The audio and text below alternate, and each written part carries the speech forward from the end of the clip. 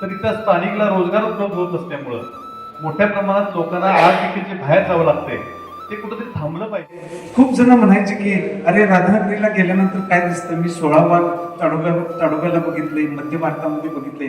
पण मित्रांनो, आपली जी जैवविविधता आहे, खास करून वनस्पती संपदा आहे, ही ताजमहालच्या तोडीची आहे. म्हणजे एक एक वनस्पती आहे या RET रेअर एंडेंजर थेटर म्हणजे दुर्मिळ प्रदेशनिष्ठ आणि नामशेष होण्याच्या मार्गावर आहेत. त्या वनस्पती आपल्याला इकडे पाहायला लोक कामानिमित्त मुंबई पुण्याला गेलेले आम्ही पाहत होतो, परंतु आता जर बघितलं तर खूप मोठी संख्या ती वाढत चाललेली आहे.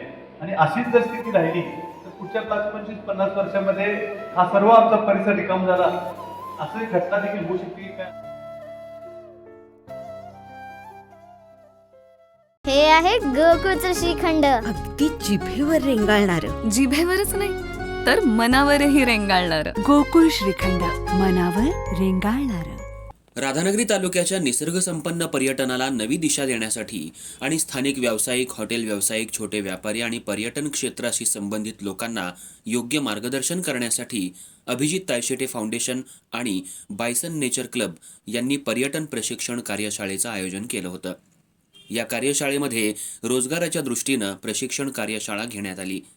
कार्यक्रमामध्ये बोलताना ग्रामीण पर्यटन तज्ज्ञ कृष्णराव माळी यांनी सांगितलं की पर्यटन वाढवण्यापेक्षा आहे ते जपलं तर आपण अधिक उन्नती करू.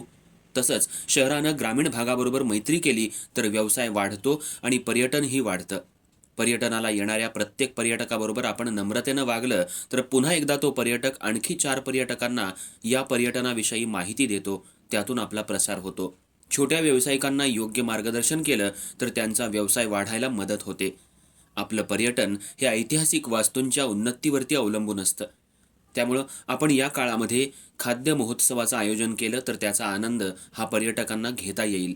या कार्यक्रमासाठी ग्रामीण पर्यटन तज्ज्ञ कृष्णराव माळी, निसर्ग अभ्यासक सुहास वायंगणकर, ऋतुराज इंगळे, सम्राट केरकर, रुपेश बोंबाडे, चंद्रकांत चौगुले तसंच परिसरातील हॉटेल व्यावसायिक आणि पर्यावरणप्रेमी उपस्थित होते.